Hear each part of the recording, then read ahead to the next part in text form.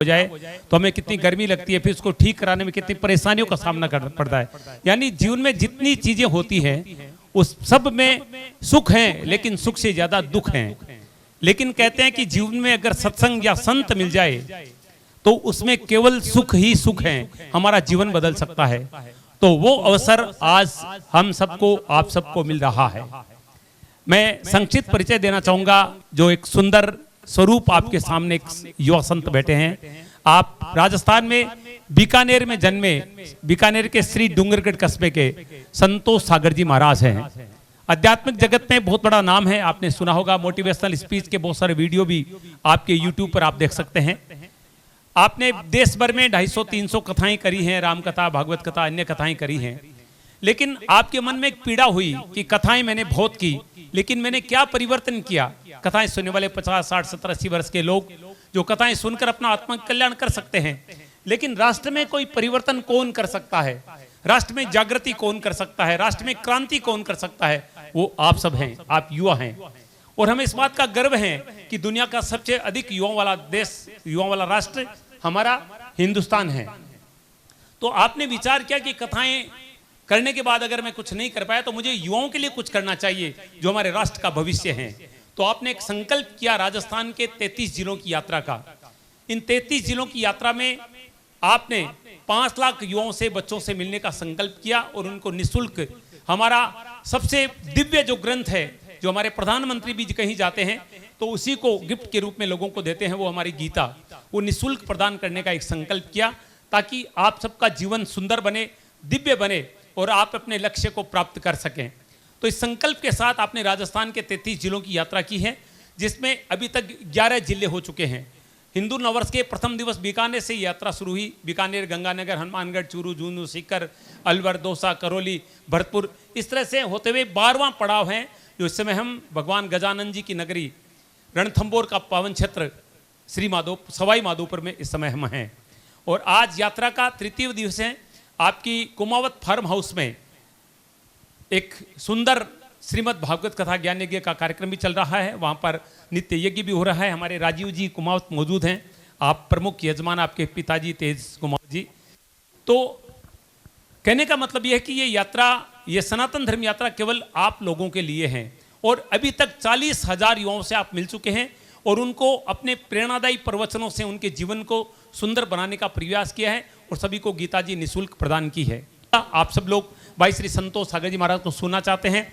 आपका आज का कार्यक्रम यूट्यूब पर कवरेज भी किया जा रहा है, इसको यूट्यूब के माध्यम से आपको दिखाया भी जाएगा, आप इस वीडियो को और लोगों तक भी पहुंचा पाएंगे। तो मैं अधिक वक्त नहीं लेते हुए मैं सबसे पहले हमारे साथ हैं आदरणीय मोहन लाल जी कौशिक, जो कि प्रबुद्ध गुरुदेव हैं, शिक्षाविद हैं।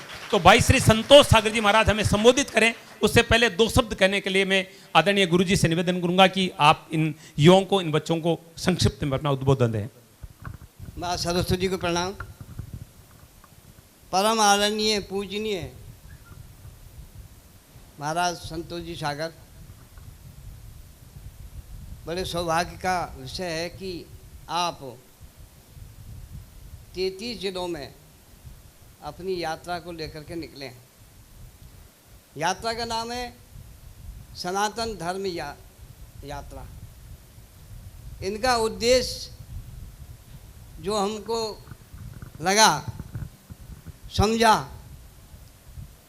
कि बहुत से संस्कार विहीन बालक, जिनको ठीक से बचपन में संस्कार नहीं मिलते, अपनी सनातन संस्कृति से जुड़ाव नहीं आता है, तो हम कई तरह की विभिन्न प्रकार की व्याधियों में, कुरीतियों में फंस जाते हैं और हमारा जो जीवन है दिशाहीन हो जाता है।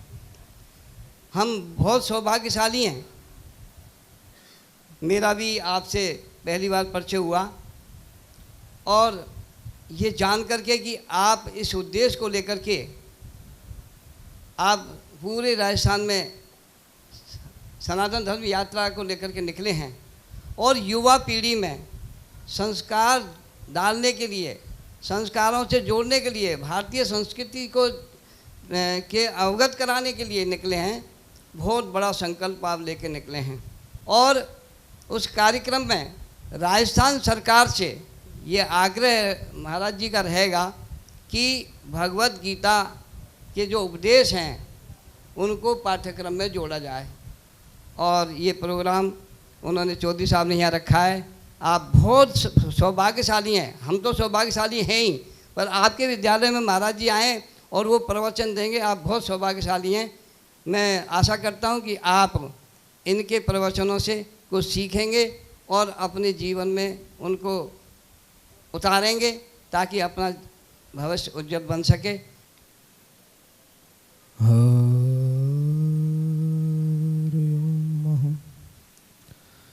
जन्मान्धस्य यतन्वयादितरतश्चार्थेष्वभिज्ञस्वराट् तेने ब्रह्महृदाययाधिकवये मुह्यन्ति यत्सूरयः तेजो वारिमृदां यथा विनिमयो यत्र त्रिसर्गो मृषा धाम्ना स्वेन सदा निरस्तकुहकं सत्यं परं धीमहि। कृष्णाय वासुदेवाय हरये परमात्मने प्रणतः क्लेशनाशाय गोविन्दाय नमो नमः। अखण्डमण्डलाकारं व्याप्तं येन चराचरं तत्पदं दर्शितं येन तस्मै श्री गुरवे नमः। बोलो भारत माता की।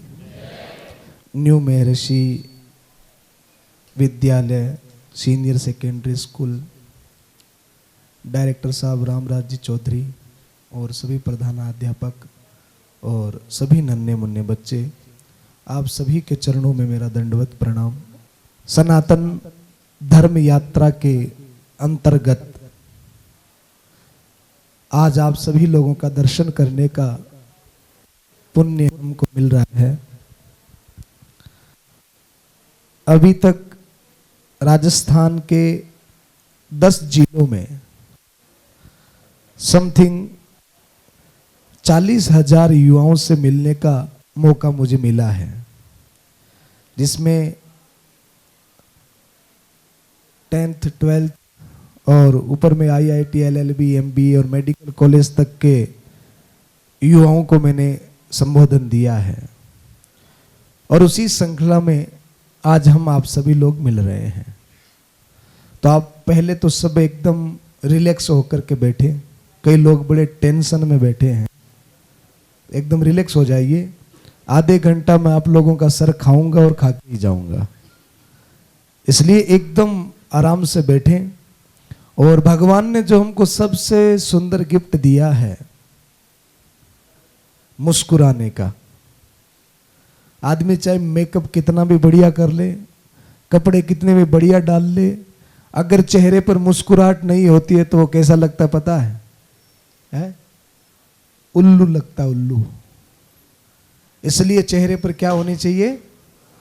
मुस्कुराहट होनी चाहिए, तो आदमी अच्छा लगता है। तो एकदम रिलैक्स होकर बैठिए।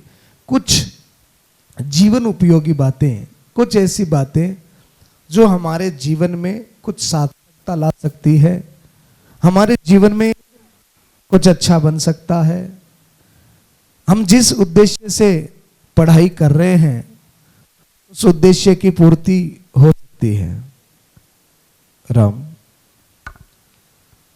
तो 20-30 मिनट का जो भी ये सत्र है, इसमें हम जीवन उपयोगी बातें करने वाले हैं। तो मैं आप लोगों से अगर पूछूं कि हम लोग पढ़ाई क्यों कर रहे हैं, इसका जवाब कोई दे सकता है मुझे कि आप पढ़ाई क्यों कर रहे हैं? मुझे पता है आप लोग बहुत अनुशासित हैं, बहुत साइलेंट हैं, बात करते ही नहीं हैं, क्योंकि इतनी स्कूलों में गया पर जो अनुशासन, शिव कुमार जी ने सही कहा, जो अनुशासन यहाँ महर्षि स्कूल का हमने देखा है, 5-10 मिनट तक जब तक सर नहीं आए, कार्यक्रम शुरू नहीं हुआ, तो इस हॉल में ऐसा लग रहा था मानो जैसे कोई है ही नहीं। तो इतना अनुशासन पहली बार हम देख रहे हैं इतनी स्कूलों में। तो आप सबके लिए बहुत बहुत साधुवाद। और आप भाग्यशाली हैं जो यहाँ महर्षि एकेडमी में आप पढ़ रहे हैं, विद्यालय में पढ़ रहे हैं।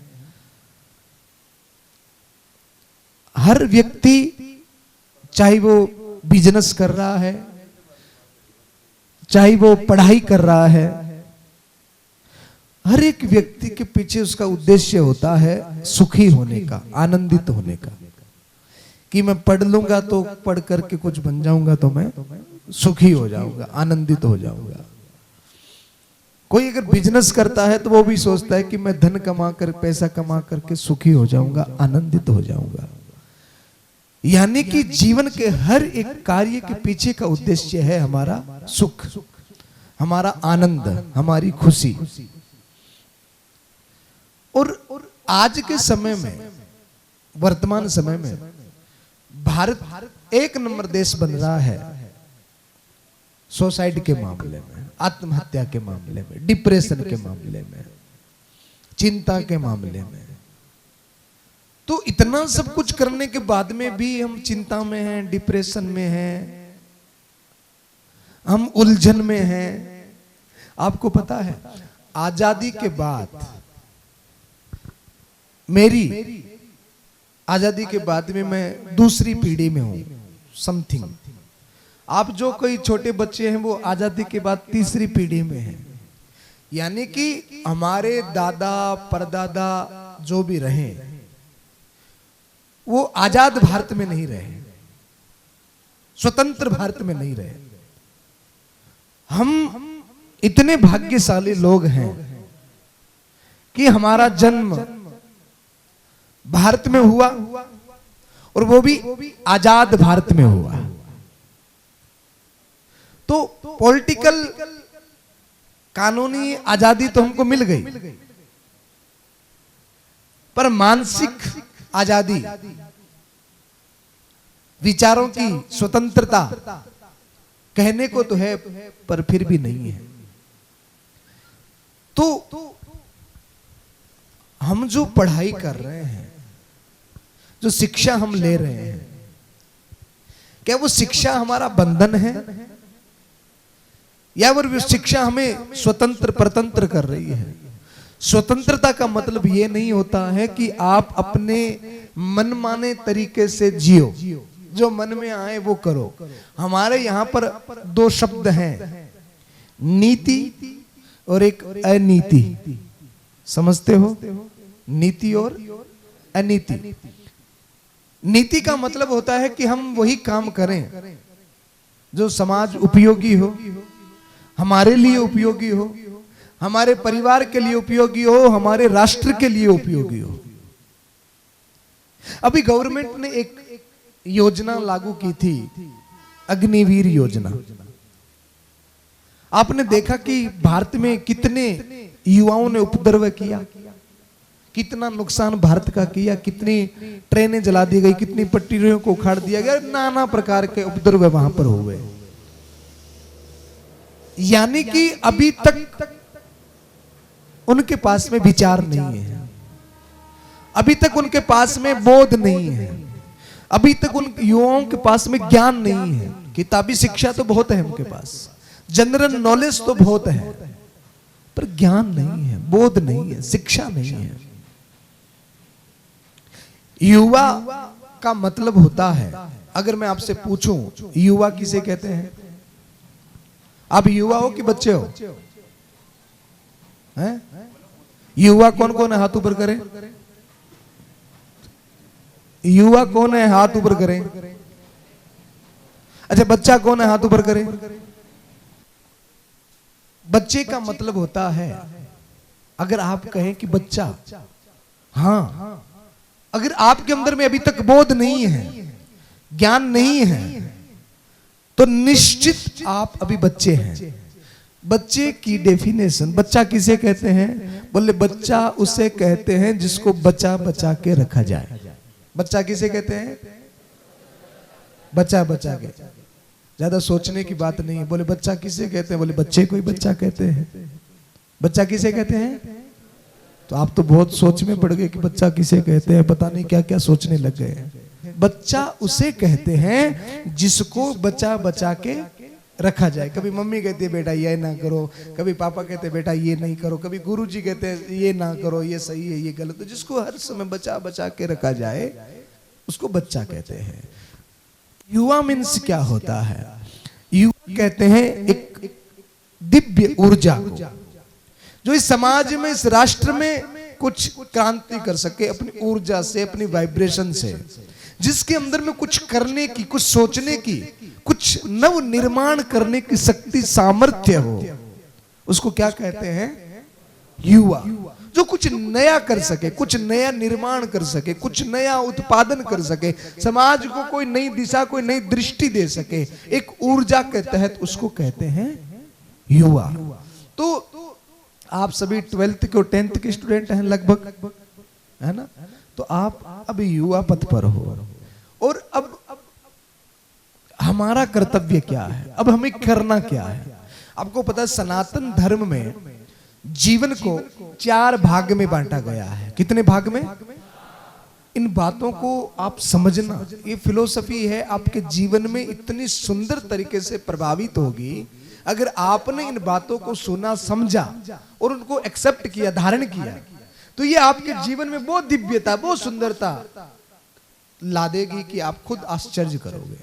हमारे सनातन धर्म में जीवन को 4 भागों में बांटा गया, जिसमें से सबसे पहला भाग जन्म से 25 वर्ष का, जिसको हम कहते हैं ब्रह्मचर्य, दूसरा गृहस्थ, तीसरा वानप्रस्थ और चतुर्थ है संन्यास।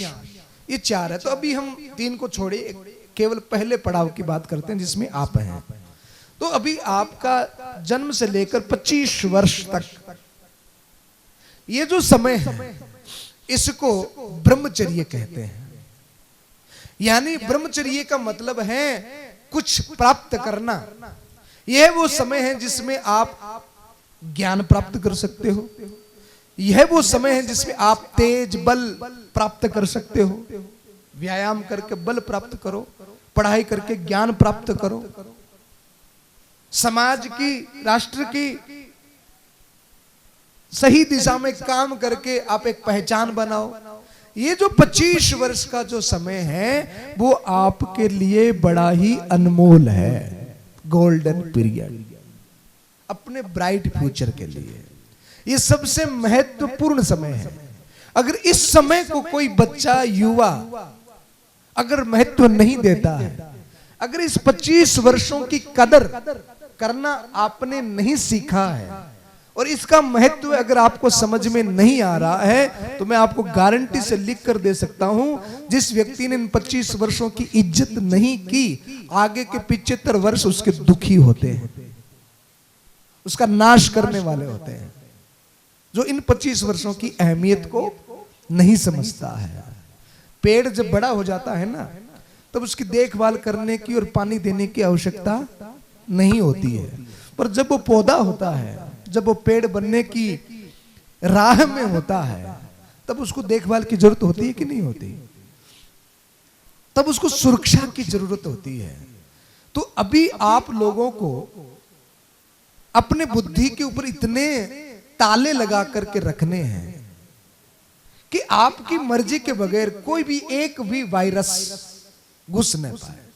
तो हमें अपने बुद्धि को इस लेवल पे लेकर के जाना है, अपने मन को इतना नियंत्रण करना है कि हमारी मर्जी के बगैर कोई भी एक भी बुरी चीज, एक भी कोई ऐसा वायरस, चाहे हमें कहीं से भी मिल रहा हो, वो हमारी बुद्धि के अंदर न घुस पाए। इतनी चेष्टा हमको करनी है। मैं आपसे पूछूं, आप प्रश्न बनना चाहते हैं कि पर्सनैलिटी बनना चाहते हैं? सब पर्सनैलिटी बनना चाहते हैं? भीड़ में चलना चाहते हैं कि भीड़ से आगे चलना चाहते हैं? सब भीड़ से आगे चलना चाहते हैं। अच्छा, नेतृत्व करने वाला बनना चाहते हैं? लीडरशिप करनी है आपको? बोलो ना, यस या नो? या किसी के पीछे पीछे चलना है कि आगे आगे चलना है? निश्चित आगे आगे चलना है। तो आज कुछ ऐसे सूत्र जो आपको नेतृत्व करने वाला, लीडरशिप करने वाला, कुछ ऐसी बातें हमें आपको आज सीखनी है। आप सब लोग मेहनत कर रहे हैं, पढ़ाई कर रहे हैं, निश्चित सब लोग आगे बढ़ना चाहते हैं, अपने जीवन में कुछ बहुत बड़ा, कुछ बहुत अच्छा करना चाहते हैं, और सभी नेतृत्व करना वाले, लीडरशिप करने वाले बनना चाहते हैं। पर क्या सभी लोग ऐसा कर पाते हैं? बोलो ना। स्वप्न तो सबका ही होता है, बनना तो सभी लोग बड़ा बनना चाहते हैं, पर क्या सब लोग ऐसा कर पाते हैं? नहीं कर पाते। हजारों में एक, लाखों में एक, सैकड़ों में एक, और वो जो एक होता है, उस एक में क्या विशेषता, ऐसी कौन सी चीजें होती है जो उसको समाज में एक श्रेष्ठ, एक प्रबुद्ध, एक लीडरशिप, एक नेतृत्व करने वाला व्यक्तित्व बना देता है? तो ऐसे सूत्र जिनका हम पालन करें और उस आयाम को हम बड़े सरल तरीके से प्राप्त कर लेते हैं। देखो, ये जो ड्रॉवर है, दरवाजा है, हमें ये पता हो कि ये अंदर की तरफ में खुलता है, तो बाहर से अगर आप जरा सा भी पुश करोगे, हल्का सा धक्का दोगे, तो ये खुलेगा कि नहीं खुलेगा? और अगर इसके दिशा का ज्ञान नहीं है और उल्टी दिशा में, विपरीत दिशा में आप इसको धक्का देते रहो, पसीने पसीने हो जाओ, पर ये दरवाजा नहीं खुलेगा। तो हमें चाहिए जीवन में सफलता के लिए सबसे पहले सही दिशा, और सफलता के लिए सबसे पहली चीज है, सबसे इंपॉर्टेंट चीज यह है कि आप जो कार्य कर रहे हो, क्या उस कार्य में आपका इंटरेस्ट है? अभी आप विद्यार्थी जीवन में हो, पढ़ रहे हो, क्या आपका इंटरेस्ट है? विद्या मंदिर में झूठ मत बोलना, सच बताओ, पढ़ाई में किस किस का इंटरेस्ट है? आपके गुरुजी भी देख रहे हैं, इनको सबको पता है कि किसके कौन से मार्क आ रहे हैं, कौन सा, किसका होमवर्क कैसा है, किसकी हैंडराइटिंग कैसी है, कौन कैसी पढ़ाई कर रहा है। तो गुरुजी को तो सब पता है। खैर, मेरे को तुम बुद्धू बना सकते हो, अच्छा, पढ़ाई में इंटरेस्ट किस किसका है, जरा ईमानदारी से बताएं। हाँ, ठीक है, मैं समझ गया, एक भी हाथ नीचा नहीं होगा। तो आप सबका पढ़ाई में इंटरेस्ट है। अच्छा, अभी ईमानदारी से और जवाब देना, जब आप पढ़ने बैठते हो, आपके सब में से पर्सनल मोबाइल किस किस के पास है? खुद का पर्सनल मोबाइल जिसपे लॉक लगा हो, मम्मी पापा कोई ना छेड़ सके। किसी के पास मोबाइल है, पर्सनल मोबाइल है? किस किस के पास है? तो आपने हाथ खड़े क्यों नहीं किए? एक बात ध्यान लेना, आपकी असफलता का सबसे पहला कारण आपका ये भय और आपका ये झूठ बनेगा। ये जो पर्दा है ना, ये आपकी असफलता का सबसे पहला कारण बनेगा। इसलिए तुम जैसे हो, अपने जीवन में सत्य बोलने का एक संयम भी रखो और एक साहस भी रखो। सत्य बोलने का साहस, संयम हमारे अंदर में होना चाहिए। अब दोबारा से बताओ, पर्सनल मोबाइल किस किस के पास है? शाबाश। और बेटियों के पास? एक दो, ठीक, अब नीचे कर लो। अच्छा, अब ये बताओ कि जिनके पास पर्सनल मोबाइल नहीं है, मम्मी का मोबाइल कौन कौन लेता है? ईमानदारी से बता दो। सब लेते हो? अब मैं आपके मोबाइल की बात पर मैं नहीं जानूंगा, वो आपका पर्सनल मैटर है, मैं नहीं कहूंगा उसमें, आप जो करें। पर पढ़ते समय आपको मोबाइल याद आता है? ऐसा होता है क्या कि यहाँ पर ये बुक पढ़ रहे हैं और यहीं पे मोबाइल पढ़ा है? ईमानदारी से बोलना, आज कुछ ऐसी बातें पढ़ते समय मोबाइल याद नहीं आता? आप बताओ, खड़े हो जाओ, क्या नाम आपका? आप ये भाई, आप खड़े हो जाओ, खड़े हो जाओ, डरो मत। कुछ, क्या नाम आपका है? आवाज बोलियो। जीत। जीत, आपको पढ़ते समय मोबाइल याद आता है? सही में बता दो, इसमें क्या एक मैसेज है, आता है ना? बैठ जाओ। ये जीत की कंडीशन नहीं है, आप छुपाओ, फिर ये सब की कंडीशन यही है। यानी कि पढ़ाई कर रहे हैं, बीच में यही मोबाइल पड़ा है, कभी इंस्टाग्राम, कभी फेसबुक, और कभी वो पता नहीं क्या क्या होता है। हाँ, सब पता है। तो वो सारी चीजें अगर हमको बीच बीच में याद आ रही है, इसका मतलब है कि हमारा पढ़ाई में इंटरेस्ट नहीं है। कहने से इंटरेस्ट नहीं होता। अगर आपको पढ़ते समय मोबाइल याद आ रहा, अच्छा, एक बार अगर किसी ने फेसबुक और इंस्टाग्राम चालू कर लिया, एक होता है कि यार थोड़ा व्हाट्सएप पे देख ले, कोई फ्रेंड का मैसेज तो नहीं आया है, और उस एक बार उसको ऑन करने के चक्कर में आधे घंटा जाता है कि नहीं जाता? चला जाता है ना। और फिर मन में आता है कि चलो यार, आज की पढ़ाई तो होगी, अब कल करेंगे। यही होता है। किताब लेकर के पढ़े हैं, 10 मिनट पढ़ा, थोड़ा सा मोबाइल को देखा, और उस मोबाइल को देखने में आधा पौन घंटा निकल जाता है, और फिर कहते हैं यार थक गए, आज की पढ़ाई हो गई, अब कल देखेंगे। यही हो रहा है। इसका मतलब है कि हमारा पढ़ाई में इंटरेस्ट, आप तो नहीं गए होंगे कभी, आप हॉल में पिक्चर देखने गए हैं, फिल्म देखने हैं? गए हैं? 2-5 हैं ऐसे शेर मेरे, गए हैं, ऐसी बात नहीं है।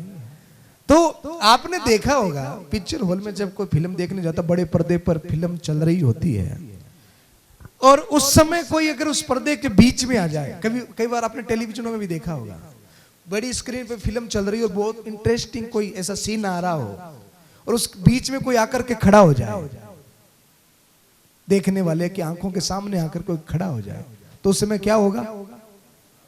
वो बोतल दे मारेगा उसको कि कहां सीन खराब कर दिया, बीच में से हट। आपने कभी मम्मी को घर में धारावाहिक देखते हुए, नाटक देखते हुए देखा है? सीरियल आपने देखा मम्मी कितना डूब जाती है उसमें? वो एक्टर रोती है तो मम्मी भी रोती है, वो हंसती है तो मम्मी भी हंसती है। देखा आपने कभी? मम्मी कितना डूब जाती है उसमें, और उसी दौरान अगर बीच में पापा आ जाए, बीच में आ जाए, तो मम्मी रिमोट दे मारे, कहां आ गए बीच में, नाटक खराब कर दिया। होता है। मम्मी इतना डूब जाती है उसमें, क्यों? क्योंकि मम्मी का उसमें क्या है? इंटरेस्ट है। तो बीच में फिर कोई चीज आती है तो उनको अच्छा नहीं लगता है। इसलिए जिसका पढ़ाई में इंटरेस्ट होता है ना, उनको बीच में कोई चीज अच्छी नहीं लगेगी। अगर आप बिना इंटरेस्ट पढ़ाई करोगे, अगर आपका इंटरेस्ट नहीं है, कभी मम्मी को कहना पड़ता है कि बेटा तू होमवर्क कर ले, थोड़ा पढ़ ले, पापा कहते हैं, इधर गुरुजन पूरा दिन माथा मारते हैं कि थोड़ा पढ़ ले, तेरी राइटिंग ठीक नहीं है, तेरा होमवर्क ठीक नहीं है, तेरे मार्क्स कम आए हैं, इसका मतलब आपका पढ़ाई में इंटरेस्ट नहीं है। और जिस चीज में इंटरेस्ट नहीं होता वो चीज हमारे फेलियर का पहला कारण होता है। इसलिए ज्ञान तो व्यक्ति का सबसे सच्चा मित्र है। इसलिए पहले पढ़ाई में इंटरेस्ट जगाइए, पढ़ने के लिए बैठो। अगर आज आप स्कूल से जाकर के 4 घंटे पढ़ाई नहीं करते हो, ध्यान से सुनना मेरी बात, अगर स्कूल से जाने के बाद में आप 4 घंटे पढ़ाई नहीं करते हो तो आगे जाकर के आपको 16 से 18 घंटे काम करना पड़ेगा। इसके लिए तैयार हो जाना। समझ रहे हो मेरी बात? अगर 4 घंटे की मेहनत से आज आप जी चुरा रहे हो तो आगे आपको 16 से 18 घंटे मेहनत करनी पड़ेगी। आपको नौकरी करनी पड़ेगी, आपको सर्विस करनी पड़ेगी, आपको मजदूरी करनी पड़ेगी। और वो भी ये नहीं कि आपको कोई बड़ी कोई IAS IPS की नौकरी मिल जाएगी। छोटी मोटी कोई नौकरी करोगे और उसमें भी आपको 18 घंटे 16 घंटे वर्क करना पड़ेगा। अगर 4 घंटे आज आपने मेहनत नहीं की स्कूल से जाने के बाद घर पर, तो आगे 16 घंटा काम करने के लिए आप तैयार हो जाओ। इसलिए सबसे पहले जरूरी चीज है, अगर आप कुछ बनना चाहते हैं और आपको तो ये ज्ञान, ये शिक्षा बहुत सही समय पर मिल रही है, अब 10th और 12th के बाद में ही ओरिजिनल पढ़ाई अब शुरू होती है, तो आपको ये सही समय पर सही ज्ञान, सही उपदेश, सही दिशा मिल रही है। तो सबसे पहले पढ़ाई में क्या जगाना है? इंटरेस्ट। अच्छा, इंटरेस्ट से क्या होता है? बोले इंटरेस्ट से ट्रस्ट बढ़ता है। क्या बढ़ता है? ट्रस्ट बढ़ता है। एग्जाम आते हैं तो आपको टेंशन होती है क्या कि अब कैसे मार्क्स आएंगे, कैसे नंबर आएंगे, अब क्या करेंगे, कैसे होगा? ये टेंशन इसीलिए होती है जिसको ट्रस्ट नहीं होता अपने ऊपर और अपनी पढ़ाई के ऊपर। जिसको ट्रस्ट होगा, जो पढ़ा है इंटरेस्ट से, उसको ट्रस्ट भी होगा कि नहीं, इतना तो मेरा कंफर्म आएगा ही आएगा। वो कोई प्रतिस्पर्धा या कंपटीशन में नहीं, उसको अपनी पढ़ाई के ऊपर में विश्वास होता है। तो पहले इंटरेस्ट, उसके बाद में ट्रस्ट। और एक तीसरी बात, सफलता के सूत्र दे रहा हूं। तीसरी बात ये एक इंपॉर्टेंट बात है कि सब लोगों के पास में अपना खुद का निजी एक टैलेंट होता है। क्या होता है? टैलेंट होता है। ऐसा सामर्थ्यवान, एक ऐसा अच्छा इंसान हमको बनना है। आप लोगों को अपने सनातन संस्कृति, अपने भारत के मूल्यों को, अपनी धरोहर को, अपनी संस्कृति को कभी छोड़ना नहीं है। भारत शब्द का मतलब होता है भा यानी ज्ञान, रत यानी लीन रहना। जो राष्ट्र हमेशा ज्ञान में लीन रहता है उसका नाम क्या है? भारत। क्या नाम है? भारत। जो ज्ञान में सदैव लीन रहता है। और भारत की एक विशेषता और बताता हूं। आप देखो, हम भारत को क्या कहते हैं? भारत, इंडिया नहीं, भारत माता। क्या कहते हो? आपने कभी सुना इंग्लैंड माता, अमेरिका माता, कनाडा माता? पर भारत को क्या कहते हो? माता। यानी कि हम अपने राष्ट्र को मां के समान प्रेम करते हैं। इसलिए हमारा सबसे पहला कर्तव्य, देखो हमारे यहां पर एक भगवान नहीं है, हमारे यहां पर सैकड़ों भगवान हैं। हमने जिससे भी कुछ लिया हमने उसको भगवान माना। हमारे यहां पर कहा मातृदेवो भव, पितृदेवो भव। माँ बाप हमारे लिए क्या है? भगवान है। राष्ट्र हमारे लिए क्या है? जिन नदियों से हमें जीवन मिलता है उन नदियों को हम क्या कहते हैं? गंगा माता। जिस गाय से हमको दूध मिलता है हम क्या कहते हैं? गाय माता। जिस तुलसी के वृक्ष से हमको बहुत सारी रोगों से लड़ने की शक्ति और सामर्थ्य मिलती है उस तुलसी को हम क्या कहते हैं? तुलसी माता। ये भारतीय संस्कृति है जहां पर किसी से भी कुछ हमको मिला तो हमने उसको क्या दिया? सम्मान दिया, प्रेम दिया। तो ये संस्कृति जो है वो बड़ी अद्भुत है। हमें गर्व होना चाहिए पहला इस बात के ऊपर कि हमारा जन्म कहां हुआ? भारत में हुआ। हमें गर्व होना चाहिए कि हमारा जन्म हिंदू संस्कृति में, सनातन संस्कृति में और इस भारतीय की संस्कृति में हमारा जन्म हुआ। एकमात्र भारत से ऐसा देश है जहां पर कहते हैं हिंदू मुस्लिम सिख ईसाई आपस में सब भाई भाई। दूसरी किसी भी कल्चर में ये बातें नहीं सिखाई जाती। हमारा एक राष्ट्र है जहां पर प्रेम से रहना हमें सिखाता है। इतना उदार मना भारत, ऐसी राष्ट्र में हमारा जन्म हुआ। इस बात पर हमको गर्व होना चाहिए। हमारा सबसे पहला कर्तव्य है हमारे राष्ट्र के प्रति। हमारा दूसरा कर्तव्य किसके प्रति है? बोलो।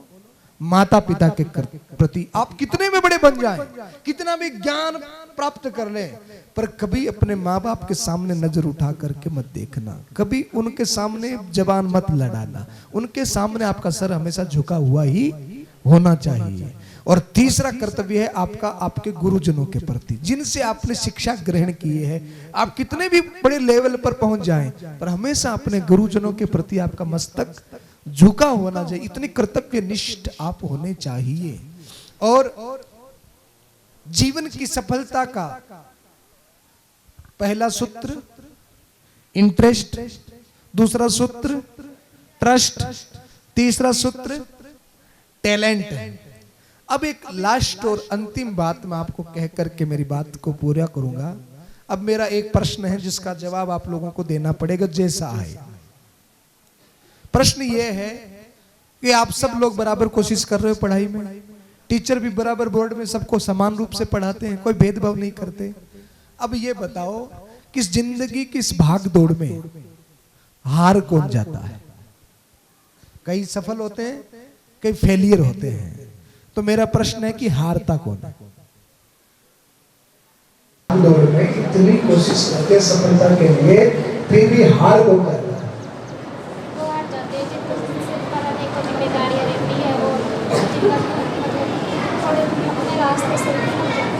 जो अपने रास्ते से भटक जाते हैं। इससे पहले क्या कहा आपने?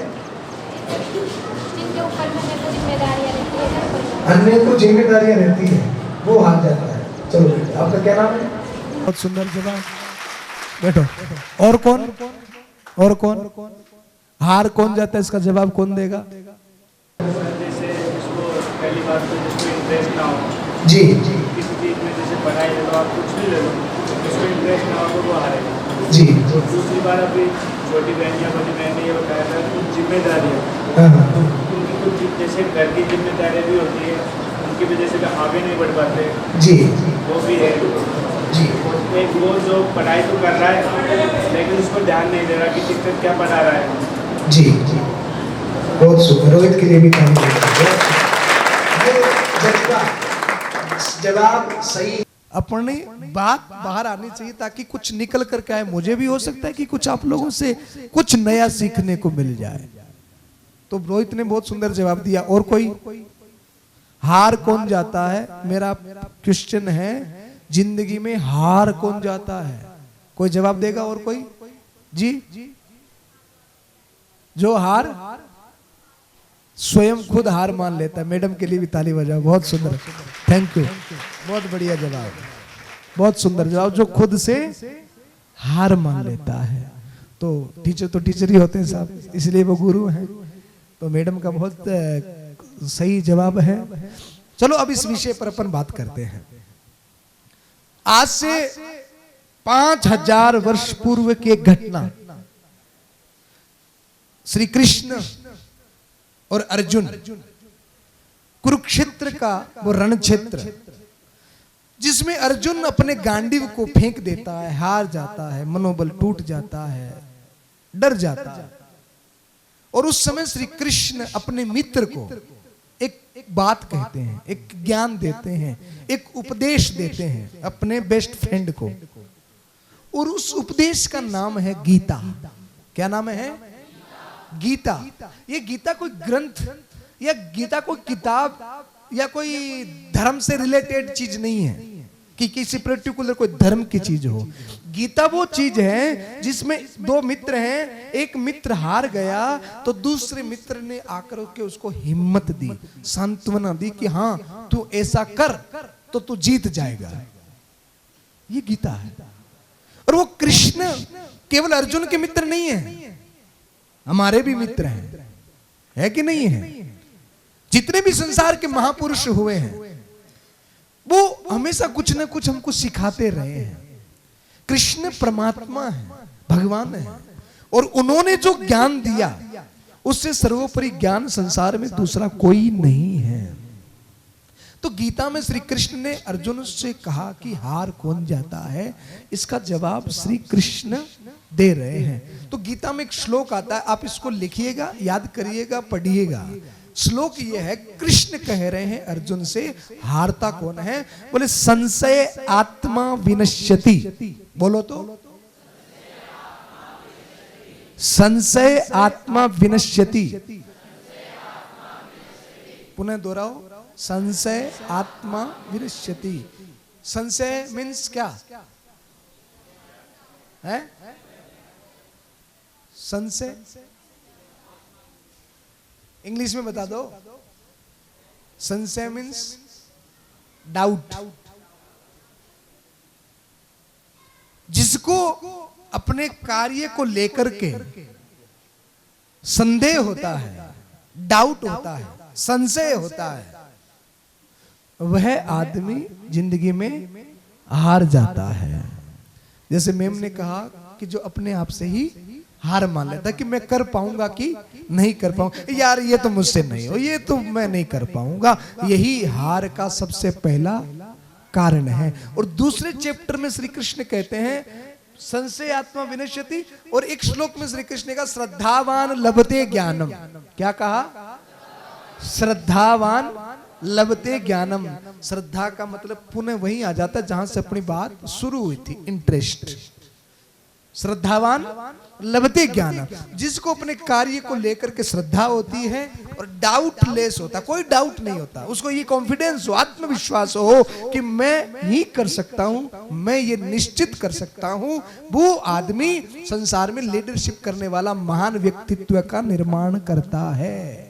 तो अगर लीडरशिप करनी है तो डाउट को क्लियर करें, अपनी पढ़ाई के प्रति श्रद्धा और इंटरेस्ट रखें, ट्रस्ट को बढ़ाएं और मेहनत की भट्टी में अपने आप को झोंक दें। अब हजारों किताबों से बुद्धि बल तो बढ़ जाएगा, पर आज मैं एक बुक आपको बता रहा हूं जो आपके जीवन में क्या बढ़ाएगी? मनोबल बढ़ाएगी। और वो किताब है ये, क्या है? श्रीमद् भगवत गीता। किस किस के घर में है?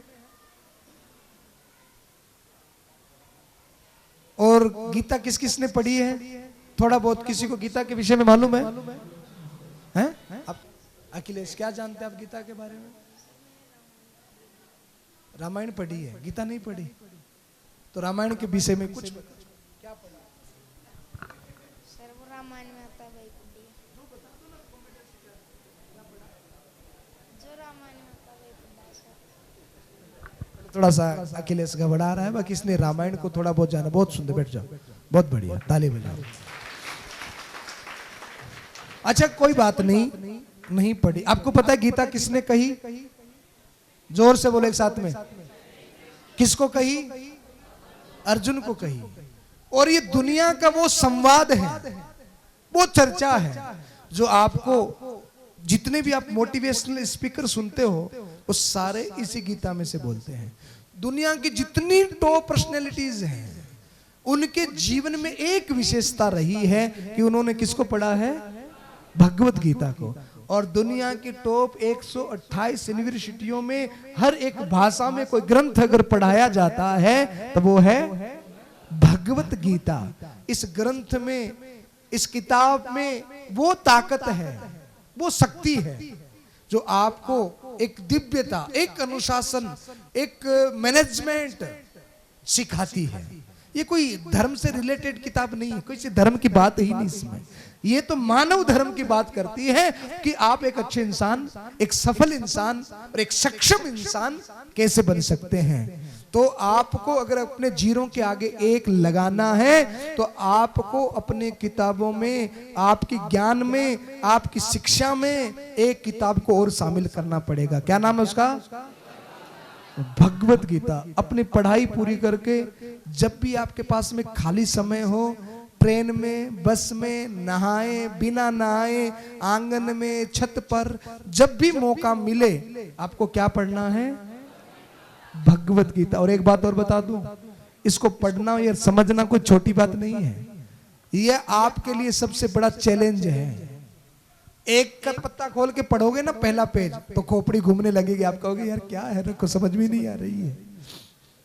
पर जिस दिन आपने इस चैलेंज को पूरा कर लिया और इसकी महत्ता को, इनकी बातों को समझ लिया, आपको अपने जीवन में सफल होने से कोई रोक नहीं सकता।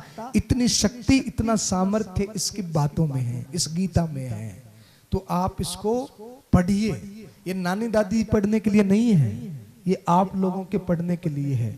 और जिसने गीता को समझ लिया वो दुनिया का लीडरशिप करने वाला आदमी बनता है, ये निश्चित है। इतनी ताकत है इसके शब्दों में, इतना ज्ञान है इसके अंदर।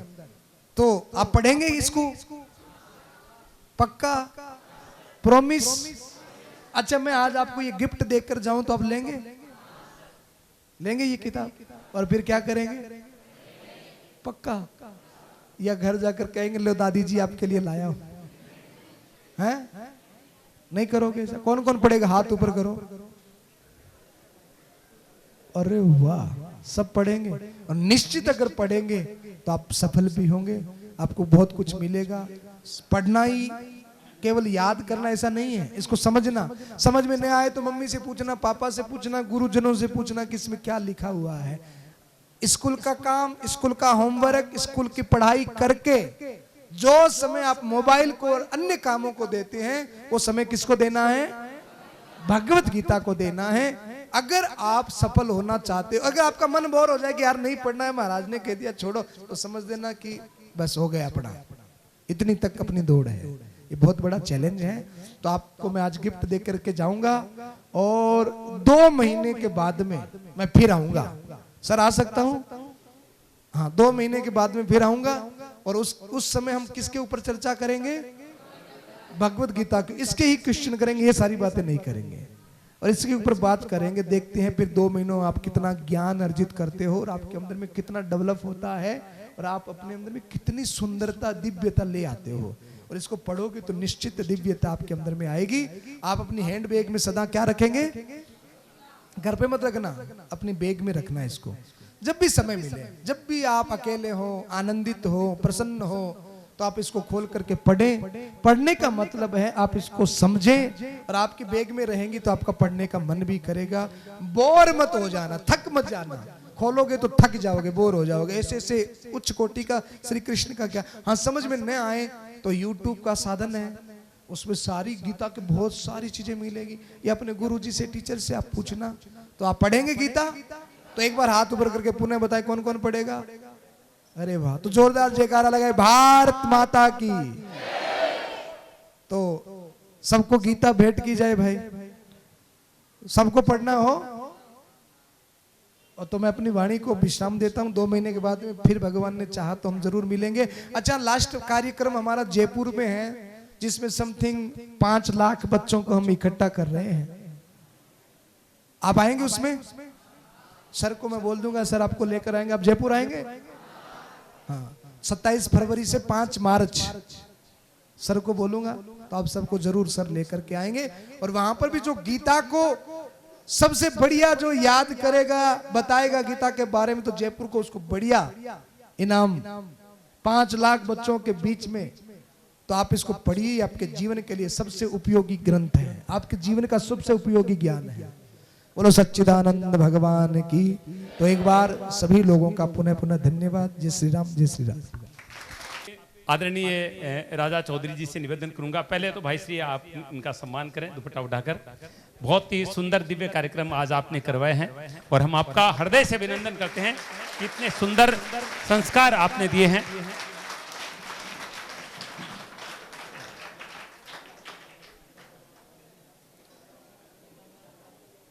जोरदार तालियां बजाइए। ऐसे आदर्श गुरु आपको मिले हैं जिन्होंने इतने सुंदर संस्कार आप लोगों को दिए हैं। आप दोनों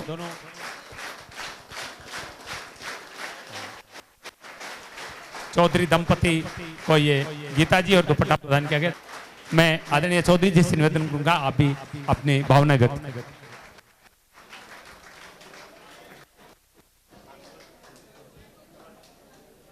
गुरुर्ब्रह्मा गुरुर्विष्णु गुरुर्देवो महेश्वरः गुरुः साक्षात् परम ब्रह्म तस्मै श्री गुरुवे नमः। गुरुदेव के चरणों में सादर प्रणाम। आपने आज अपने अमूल्य समय से निकाल करके और कुछ समय इन विद्यार्थियों के मनोबल बढ़ाने के लिए और इन्हें संस्कारवान बनाने के लिए जो प्रवचन और जो अच्छी बातें इन लोगों को बताई है, उसके लिए मैं आपका बहुत बहुत धन्यवाद देता हूं सर। और आशा करता हूं कि आपके जो श्रीमुख से उद्गत जो वाक्य हैं वो इन लोगों के दिलों और दिमाग में बैठ गए होंगे और ये निरंतर उनका अनुसरण करते रहेंगे।